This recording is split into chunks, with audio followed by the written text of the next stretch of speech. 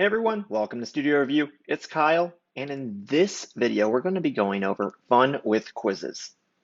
The goals of the studio were to immerse ourselves into the topic of inheritance and going deep within what it means and how it can help us, then mixing that knowledge of inheritance with our other Java concepts to create an application. To begin, we're going to be designing a quiz application with 3 different types of questions. Those 3 different types of questions are as follows: multiple choice, which means it can only have one selected choice when a user answers. So our expected user input would be A or B, a single letter coming back. The next question is a checkbox question. This one, a user can select multiple choices, such as A, B, and D, C, and D, or also just A once again, if only one checkbox needs to be checked. And then finally, that true and false question, where a user can select true or false. So our expected user input would be the word true or be the word false. So looking a little bit closer at these question types, we need to ask ourselves, what do they have in common and what are different? This would be much easier on a piece of paper. Line all of your question types up and have multiple choice, checkbox, true and false, and then an all column, what they all have in common. Let's start at the all column in this example. What do all of these question types have in common? Well, one that sticks out the clearest is that they all have a question associated with them. They might be answered differently, but they all still have a single question attached to them. So let's move to multiple choice. What sets multiple choice apart? Well, we kind of already mentioned it. It checks answers against a single correct choice, A or B, etc. Looking at checkbox, what sets it apart? Well, it checks answers against a set of correct choices. Again, we can select A, B, and D, or A and B, and so forth. Then finally, true and false. What sets it apart? It checks its answers against true or false. Now, looking at all 3 of these question types, they all check their answers in different ways. But one thing we can clearly point out generally is that they all have an answer. Therefore, something they all 3 have in common is having an answer for the user to try to guess at. So I'm going to put that in the all column. All right, let's dive a little bit deeper here. The next thing in our instructions says we need to create a base class called question. So we need to ask ourselves, where would question fit in all of this?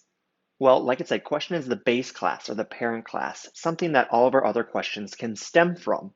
So therefore, question would be that all column, everything that these question types have in common, having a question and having an answer. Then we're going to create class types for each of those question types. Moving a little bit further, we're looking at these classes here, and now we need to arrange them into a hierarchy. Again, we're working with inheritance here, so we need to set up a family tree, if you will. So what we would do is put question at the top of that family tree, the parent, and then have all of its children classes beneath it. So the question class would be the parent class, and multiple choice, checkbox, and true and false question would be the children classes. This is how my hierarchy is going to look when we're setting up the actual application. All right, so now we need to dive even further into this diagram.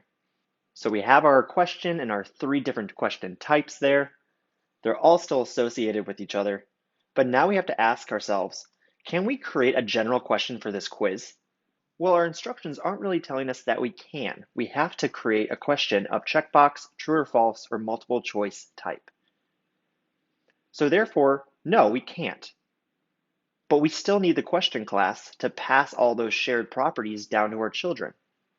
So what we can do as developers, so we can't create an instance of a class, but still have all those properties that pass down to our children, is make our class abstract. So looking a little further, look at our question types. They all need to check answers, but they all check them in different ways. Therefore, another way to say this is that each of our question types check an answer in a unique way. They all do this. They all share that characteristic. Well, if they all share a characteristic, that indicates we need to add this to our parent class.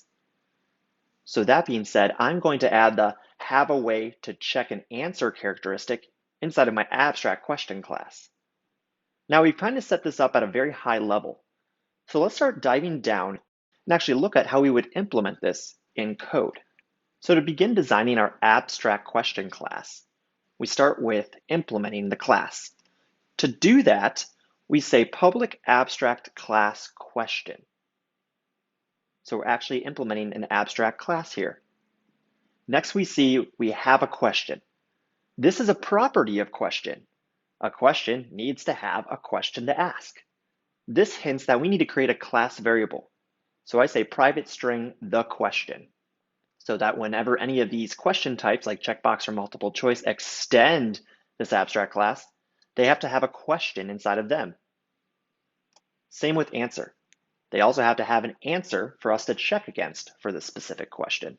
So these are our class variables. Commonly after our class variables, we have our constructors, but we'll put these in a little bit later. After constructors, we have methods. This is where we're going to put the have a way to check an answer characteristic. What we do here is that we don't exactly know how our children actually want to check their answer. They do it all in a unique way, but we still need them to have the check answer method inside of them. So what we do is we create an abstract method. What this is saying is that me as the parent, I'm not going to tell you how to exactly check your answer, but I do need you to decide on your own how you're going to do so. AKA, you need to implement this method if you extend me, the question class. How we can say all that is by adding this abstract keyword inside of this method declaration. So now that we know how we're going to design our question class, let's go ahead and hop into IntelliJ and do this. In this studio, I'm going to create a brand new project. That's because the instructions didn't necessarily tell us a repository to start from. So I'm just going to create that Java project here very quickly. And I'm going to call it Fun with Quizzes Studio. And there we go, our project has been created. Now let's create that question class. Before we do that, in source, I'm going to create a new package. As always, we put main there. Since this is the package name, we always have all of our classes in. And then I'm going to create that question class. First things first, we need to make this question abstract. So we say public abstract class. At the very top, we said we needed to put those class variables. Those class variables being first the question, and then the answer. As always, next is the constructors, but we won't put any in here just yet. We'll do that next. Then our method that we were talking about. We say public abstract boolean check answer. Then within check answer, we need to take in the user provided answer. So we need to take in a parameter, which will be a string, and then semicolon. Again, we're not going to define this method. We're going to allow our children to do that. This is looking pretty great. Let's go back up to a constructor now and implement this. I want all of my questions always to have a question and answer provided. So my constructor will take in a question and an answer. And then we set the class variables. Now, before we're done, I want to be able to create only getters for my class variables. This is because once a question and an answer has been defined, I don't want to allow anybody to change that because I don't see any reason to. So I'm going to go down here and place my getters for both of those class variables. So something you might be asking yourself now is that, okay, if you're only doing getters and you don't want them to change, then why don't you just set the question and the answer to final? Well, that's a great call out. I'm going to actually do that. I don't ever want these to change, so I'm going to put final up here so that the question and the answer can never change. Perfect. So we have implemented this abstract question class. So let's move on. The next thing we have to do is implement the multiple choice question. This one will check against a single correct choice. So let's go ahead and do this. I come back up here to main, I right click, and I press new Java class, and I'm going to type in multiple choice question. As we know right away, we're going to extend the question class. So that's what I'll do here. So once I extend question, that means everything inside of the question class, my parent, will come into multiple choice question. So I'll have access to everything. But it looks like we're getting an error. Let's take a look at this. It says we need to implement abstract methods, such as check answer and question. Well, from our discussion, we knew this was going to happen.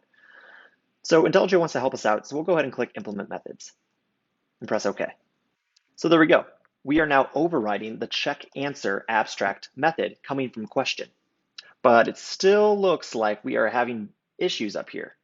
There's no default constructor available. Well, this means we still need to implement the constructor that question really wants us to utilize inside of this multiple choice question class. So we will accept IntelliJ's help one more time and create that constructor. So as we can see here, it built a constructor for a multiple choice question, taking in the question and answer, and then passing it to our question class using the keyword super. That's how we access our parent constructor, is again using that keyword super. So our constructor is built, we don't have any class variables, but we do have methods. We see we have the check answer method here. Well, this check answer method can now be customized for this multiple choice question. And how we know it can be customized specifically for this question is that we see this annotation here at override. We've seen this before on the toString and equals methods. We can also use it on abstract methods like check answer coming from the question class. So what this means is that we have to now build a method that can check an answer to how multiple choice expects it to be checked. Well, we know multiple choice wants to check a single letter as an answer against whatever the answer for the question actually is. So that means we expect answer to come back as A or B, etc. But it will always be a string, not a character. Definitely do note that. So what we need to do here, get the actual answer and compare it to the user provided answer. So I'm going to create a quick string that says actual answer. And how we get that actual answer is we call to the get method that's provided by our question class, get the answer. So we're grabbing that actual answer, and now we need to compare it to the user provided answer. So we say if answer.equals actual answer, then return true. Otherwise, return false. So here we go, we've implemented our check answer method. Now, one more thing I want to point out is that what if answer came back as a lowercase a or a lowercase b, but our actual answer was an uppercase a or uppercase b? Well, then we have a case mismatch. But we know that just because the case is different, the user still selected the correct answer. So we shouldn't deduct points for that. So what we can do is that we're going to make this case insensitive by saying to uppercase on the answer to convert it to uppercase, then compare it to the actual answer. But we also need to set the actual answer to uppercase, just in case. So now we just made it case insensitive. Awesome, so we're all good here. The next thing we need to implement is the checkbox question. So this will check answers against a set of correct choices. Let's go ahead and take a look at this one. So I'm going to come up here, new class, checkbox class. Just like last time, it extends question. Well, this time I'm not going to take IntelliJ's help. We're going to do this the hard way. We're going to make our constructor and we're going to implement that method by ourselves. So at the top there we have no class variables. Now we have our constructors. Let's go ahead and make that constructor public checkbox class, take in the question, and we take in the answer. We call to the questions constructor by utilizing the keyword super, and we pass in the question and we pass in the answer. Perfect. And now we need to create our method, which we start by overriding the method in the question class by putting the annotation at override. And then we say public Boolean check answer. So as of right now, I'm just going to put a temporary return here that says false, just to make it all happy. And looking back, we now have no errors. So now we have to implement the check answer for checkbox class. Well, a potential answer that a user could type is A, B, and C. But again, they could also say answer equals A, B, C. To check this, we're going to do this very similarly to the multiple choice question. We're going to first get our actual answer from our parent class question, and then compare it in an if statement. And if they're equal, we return true. Otherwise, return false. And there we go, we've implemented our check answer method here. One thing to note, you could also make this a little bit more complex. Remember, I'm implementing these instructions in my own way, how I see fit. You as a developer are more than welcome to customize this approach as much as you want to. All right, so now that we're done with this one, let's move on. The final question type we have to implement is the true or false question, where it checks the answers against true or false. So let's go ahead and build this. In this one, I'm going to copy what I did over in the question box class, and utilize that over in the true-false question. I'm going to copy true-false question, paste that in here. The constructor is now happy. Now I see I need to edit check answer method. Removing this, we know that our answer coming from the user could be true or it could be false. It could also be full uppercase or spelled really weird with a mix of uppercase and lowercase letters. So we're going to keep making sure if statements are case insensitive. So in this if statement, I'm just going to use the this.getTheAnswer in the line with the if statement. So how I do that is I say answer dot to uppercase dot equals, and I say this dot get the answer dot to uppercase. If this is equal, we return true. Otherwise, return false. So there we go. Our check answer method has been written. Let's move on. Next, we can actually start creating the quiz. To do that, we have to create the quiz class. Let's do that. We come up to main, new, Java class, quiz. Our ask for the quiz class is to be able to add questions, run the quiz, and grade the quiz. Let's copy these requirements and bring them over to IntelliJ.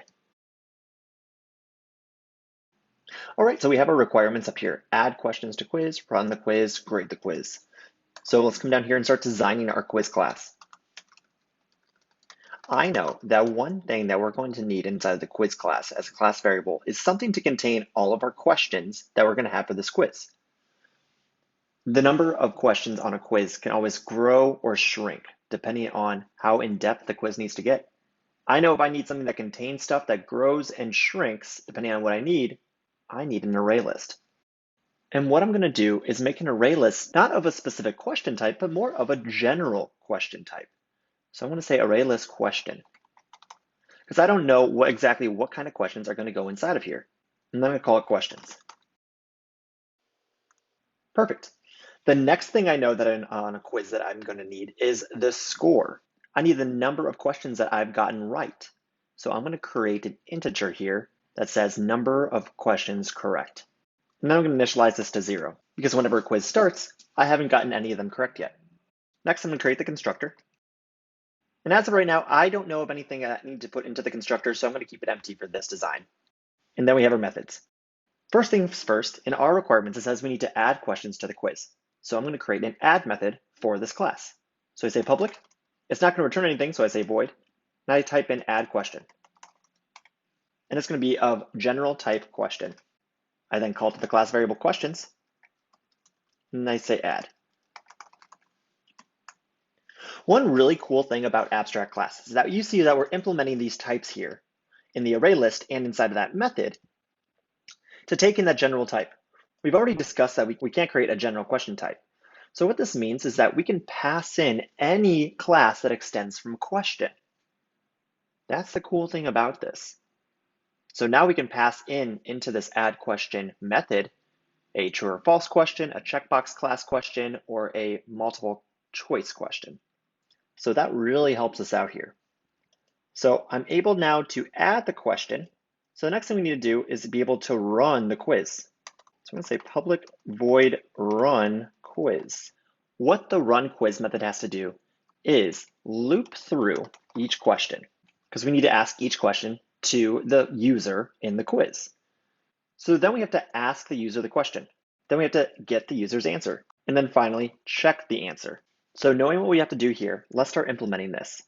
Loop through each question. If I want to loop through an array or an array list and not manipulate the array in any way and just get the values out of it, I know I can just use a for each loop. So I say for question in questions. Perfect. I'm now looping through each question in our array of questions. So now I'm going to ask the user the question. How we ask the user to print something out to the terminal is that we system print out the question.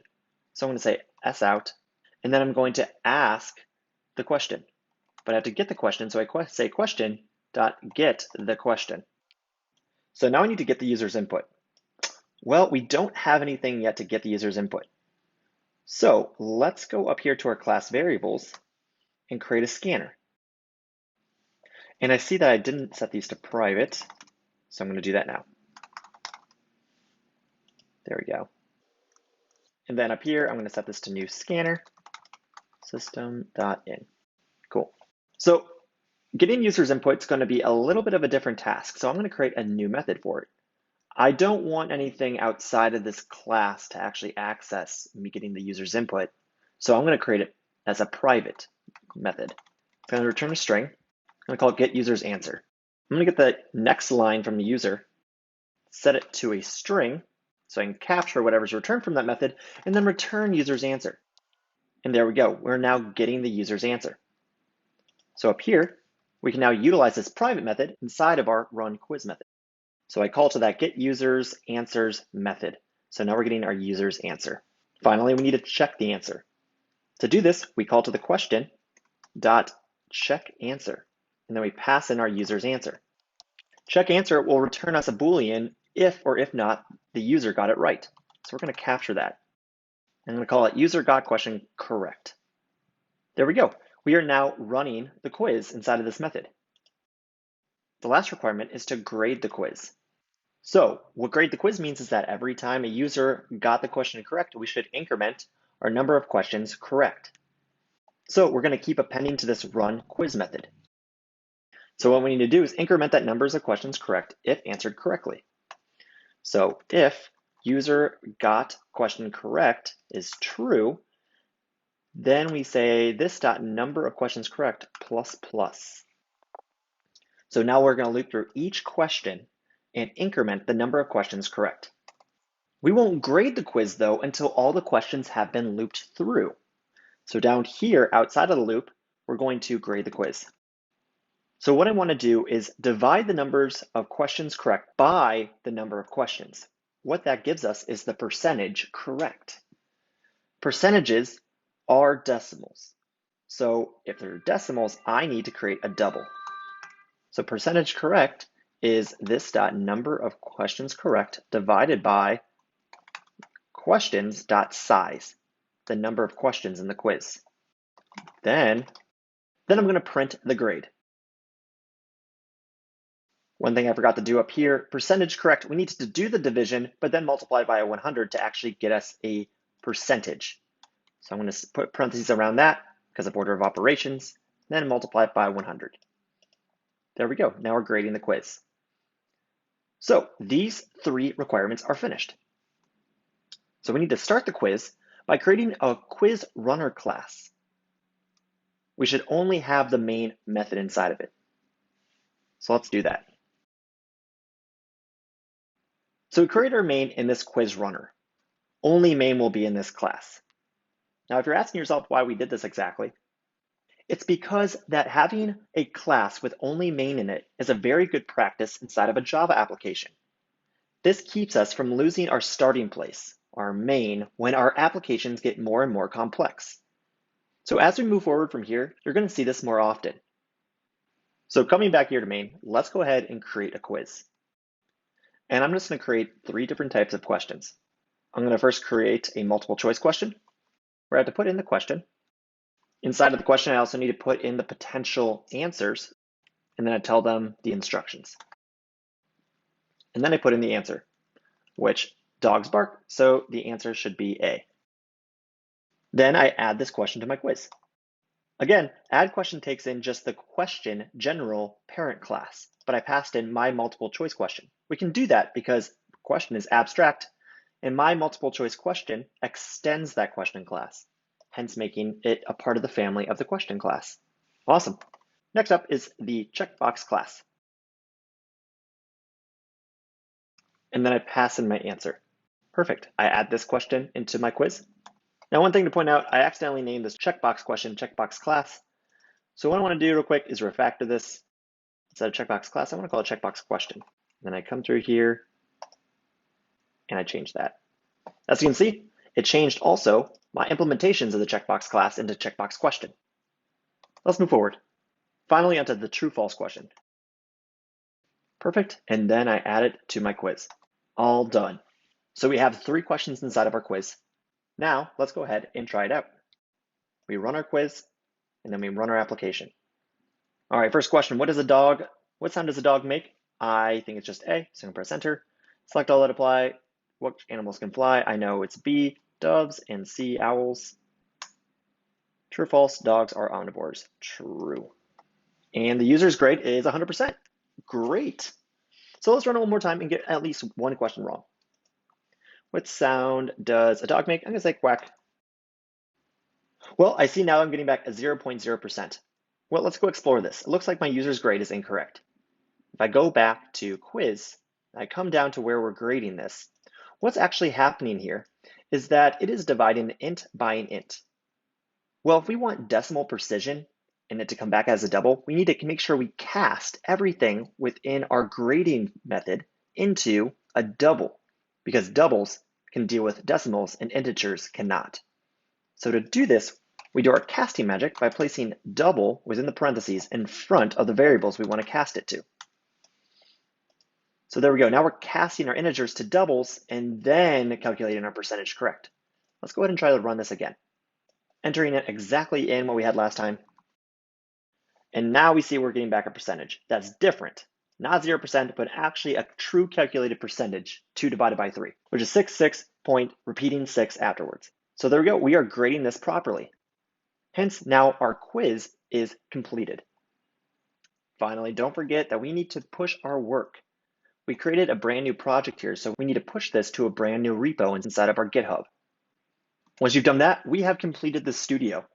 We have completely immersed ourselves into the world of inheritance, how that works, and how we can utilize it to build stronger and better applications. Stick around if you want to work through the bonus missions with me. All right, on to the bonus missions. We're going to create a new question type here. The instructions say we need to create a short answer question class. This short question answer class has a few qualities to it. First, we need to check a user's response against a short string. So let's go ahead and start creating this class and doing this first quality. As always, it extends question. I'm going to implement the constructor and our overridden check answer method. So nothing's going to change in our constructor, but we do need to take in a user's response and match it against a short string. So that means down here, we're going to have to match our answer, our user provided answer, that's a parameter here, to whatever the answer is that we set it to for the question.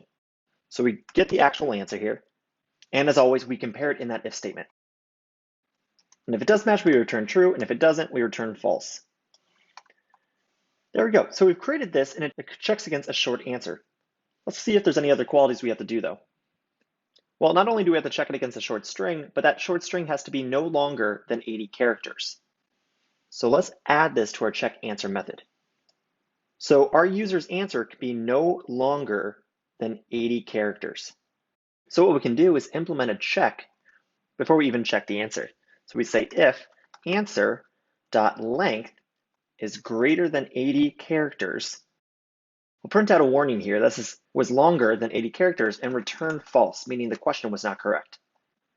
Again, this is one way we can implement this, but there are many other ways, even more complex ways that we can implement this check.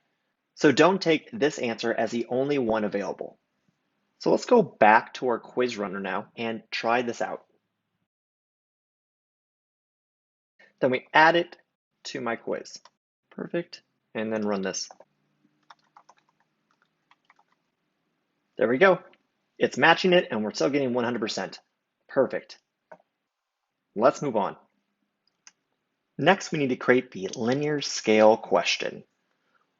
The qualities of this class are as we need to check for a numeric response from the user against an integer scale. So let's go ahead and create this. All right, so extended question, brought in the constructor, brought in our check answers. And so we've begun writing this linear scale question. So first things first, a linear scale question, it said had an integer scale, meaning a minimum and a maximum value. So I'm going to just assume for these answers, it's going to be 1 through 5 or 1 through 10, only integers. We're not going to deal with decimals in this one. So that being said, I'm going to create a class variable that has a low and a high integer to check against. Of course, making this private. And so now my question has to take the lowest value on the scale and the highest value on the scale. So I'm going to need to add that to the constructor.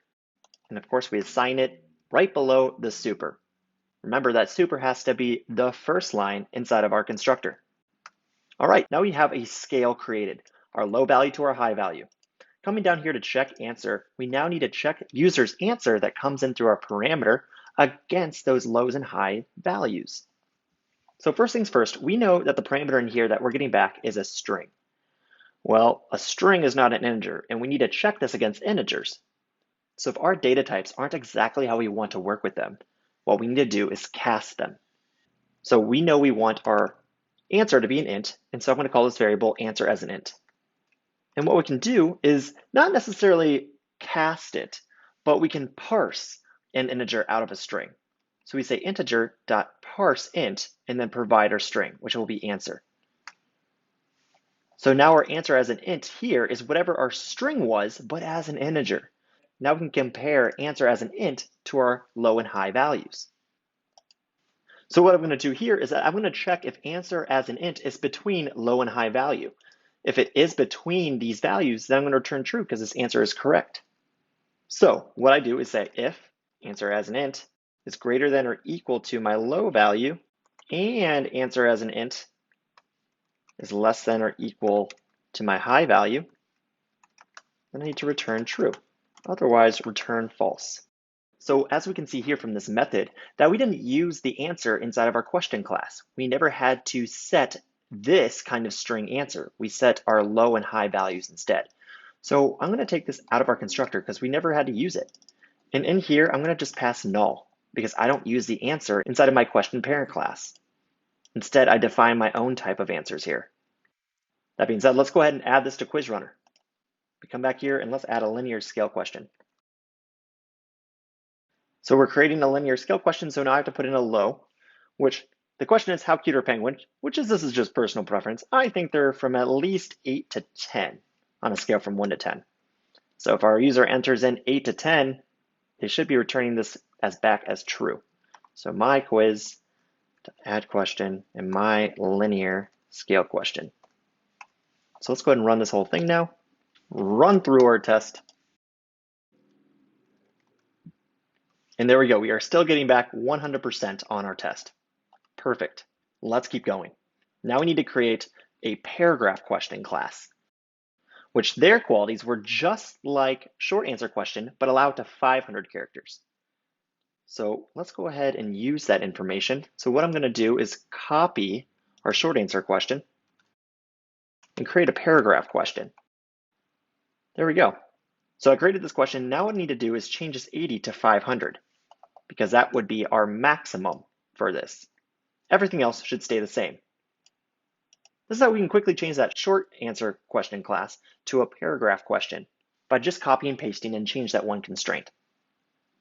So there you go, we did this. Let's go ahead and add this to Quiz Runner. The question is going to be, tell me why animals are cool. And my very long paragraph answer is going to be, because they are. There we go. Then we're going to run this. Let's try this one more time.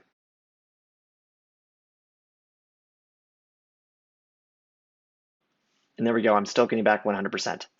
Perfect, it looks like all of this is working. All right, so the last thing we're going to do here is add JUnit tests for these classes. Now we've done this in the past 2 studios, so I'm not going to cover this too much in depth. If you do want more in-depth knowledge about how we create tests and what we're actually doing, review those studio videos. So what we do is come up here to source, right click, and we're going to add a new package that says tests. So in this example, I'm actually not going to test the abstract class question. Instead, I'm going to stick to our standard classes such as checkbox question, linear scale question, etc. when I'm actually doing this. So inside tests, what I'm going to start with, the first one, checkbox question, and work my way down. So here's the start of my test. What I know is that I need JUnit in order to run tests. So I'm also going to create a new directory called lib. In here, I'm going to include 2 jars that we can find from past projects, which are the JUnit and the Hamcrest ones. What I'm going to do is add both of these as libraries into our project. Perfect, and now I'm able to actually start writing my tests. What I want to do is that in here, I want to create a checkbox question that I can test. What I always do is I do the before tag here to actually create my checkbox question before my tests start running. Public void setup tests. Then assign that my checkbox question to a new instance to the checkbox question class. I just put in 2 dummy parameters, a test question and a test answer, to test this out. Now I need to actually build the test. Using the annotation test, I'm going to just test to make sure my constructor set the properties properly. What I do now in here is I do assert equals on my properties by using the getters from the checkbox question class that gets it by extending the question class. I'm going to do the question first. I expect it to say a test question when it gets back. And then I need to get back the actual, which I would be using this.myCheckbox.get the question. I need to import assert equals. By adding that import statement, my assert equals is now there.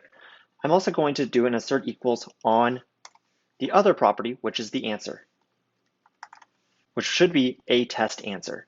And then I get the answer. So what I'm going to do real quick is run this, make sure it works. And I see that one test is passing.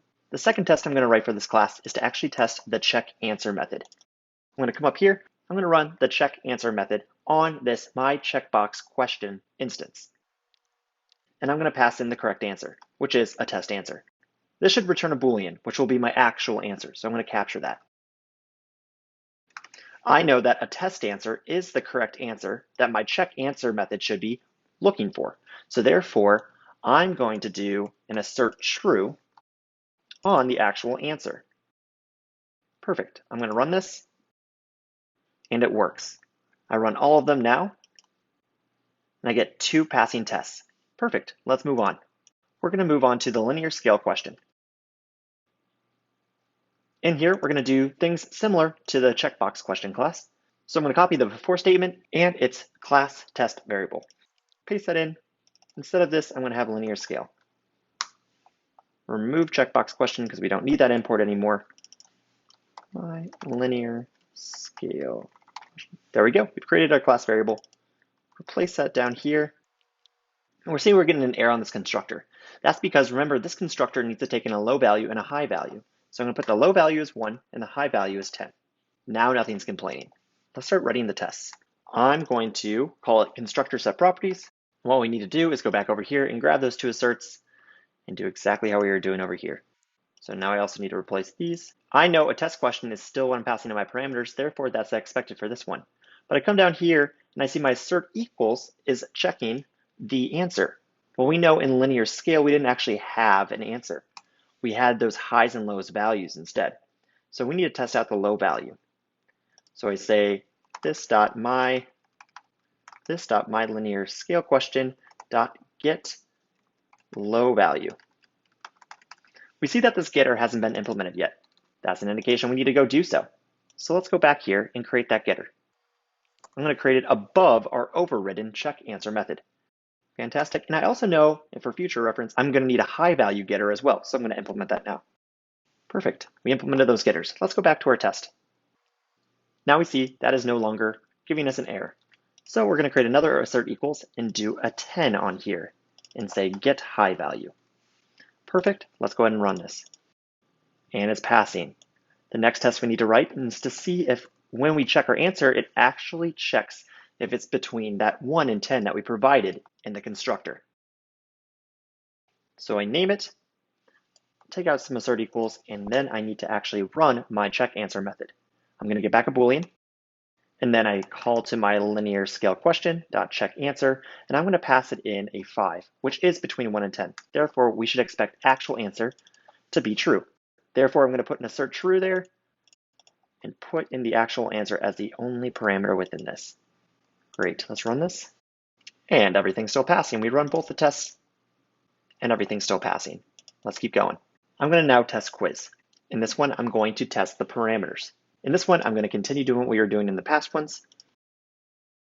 So we come here, we see that we're getting a bunch of errors. That's because quiz doesn't take any parameters into its constructor. So it should look just like that. So we come down here and we say we need to test if the constructor set the properties. Well, there are actually no properties within our constructor, so there's nothing to test here. So what we can test does the add question method actually add a question? So what we can do here is that we create a question to add. I'm just going to create an arbitrary checkbox question, and then I'm going to add it to this.myquiz using that add question method.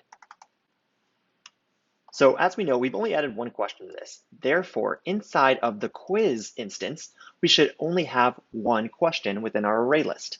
If we remember looking back at this, we should only have one question within this array list, but there's no way to get all of our questions back. Therefore, we're going to create a getter for this array list. There we go, we created a getter. We go back to the test. And now what we're going to do is we're going to test the length of the questions of that question array to see if it's equal to 1. So I'm going to use assert equals, and I'm going to say it should be 1 after we get the questions array back and we compare it to the size. So now this should be 1. Let's go ahead and test this. We see that one test is passed. Perfect. So we created tests for the checkbox question test, the linear scale question test, and the quiz test. Everything else in here should be pretty much arbitrary to how we have been doing this. So I'm not going to go through every single question to lengthen this video. I'm going to stop here. If this didn't cover something specific that you wanted to see, again, always feel free to reach out to me directly. So that being said, we are finished with this studio. It was fairly lengthy because it had a lot of things for us to do, but it did give us full immersion into the context of inheritance. So I really hope this did help. In the end, remember, this was just my approach, and I did go towards a more simplistic approach to save us a little bit of time during this video. Feel free to challenge yourself to do more complex questions, maybe adding more class properties or different methods in there than I did. In the end, thank you for working with me to the end of this video, and thanks for watching.